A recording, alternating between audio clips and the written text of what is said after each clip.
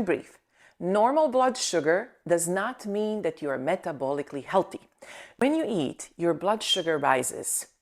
This sends a signal to your pancreas, which then pumps out insulin. Insulin is a hormone that will then come in and bring that blood sugar down to safe levels. In people who are no longer metabolically healthy, and that is 93% of us Americans, what happens is the cells are no longer responding to knocking of insulin.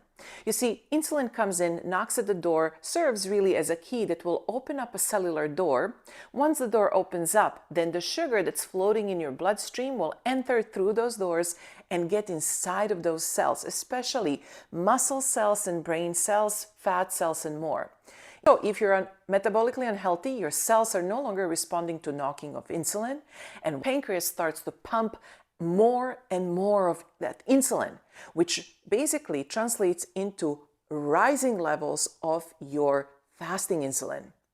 This is good for a while because the more insulin you have, the better blood sugar control you're going to have. And that's exactly where the problem is. You see, if we're only looking at your blood sugar, meaning those two biomarkers I mentioned, so the fasting glucose and A1C, they can actually be normal for years as long as your pancreas can continue to secrete insulin that will continue to bring that blood sugar down.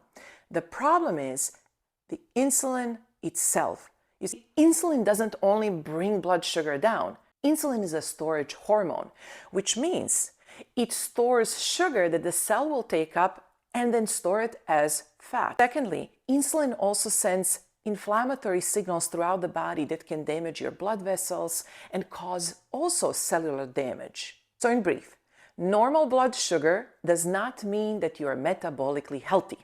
Normal blood sugar can mask the metabolic storm that is happening in your body, and oftentimes for years.